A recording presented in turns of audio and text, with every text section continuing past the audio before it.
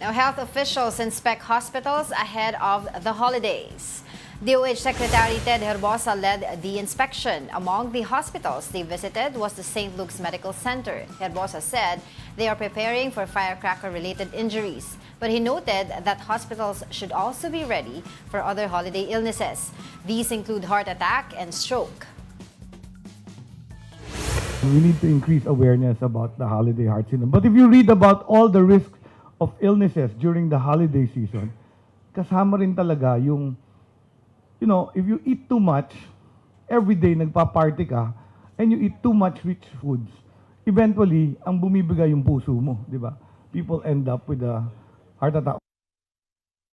Uy, alam mo, totoo yan ha. Parang every year na lang when we report, ang daming namamatay ng heart attack coming from the holidays, di ba? And it's been explained, it's because this last quarter of the year, October, November, December, doon naglalabasan yung mga rich foods. So doon nagiging Mga magarbo. handaan, Doon fiesta. si Madam Lechon lumalabas, 'di ba? So Crispy lechon. daming bumabanat ng crispy pata, crispy lechon, ham, puro pork.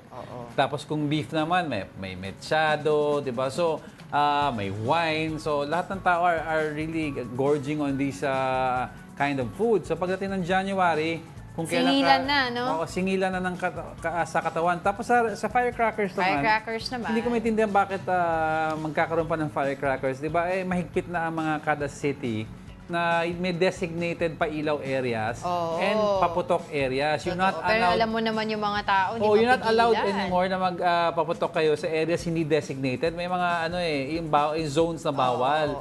So sana naman imbis na Ngayon pa nga lang, nagkalat na yung mga Huwag nagbebenta na kayo ng magsunog paputok. ng pera sa paputok.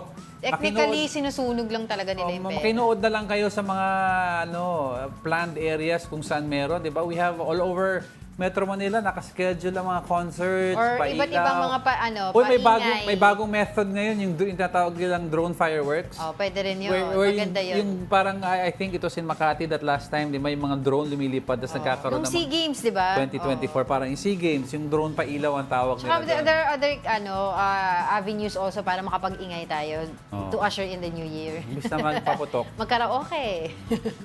Di ba? Oo. Ano pa? Marami. Basta ingat po tayo kasi mahirap naman po, masaya nga tayo ngayon, tapos maya-maya napuputulan na tayo ng mga daliri natin. So, Huwag din yung mga sinasabi ni sa meme, nagpapasabog kayo ng dito sa utot daw. grabe, may baho yun. Mabaho yun. Mabaho Hindi. yun, Hoy, may mga sakalan, pinupukpok nila ng di ba? pampaingay. Pampaingay. Busy pwede. si DOH Secretary Ted Herbosa, nag-round siya sa iba't ibang hospital. Busy din sila sa usapin ng PhilHealth. Kaya nga pagdating ng January, sabi ni Secretary Ted, bawas-bawas na ulit. Tama na ang rich foods. Oo. Vegetarian na ako January.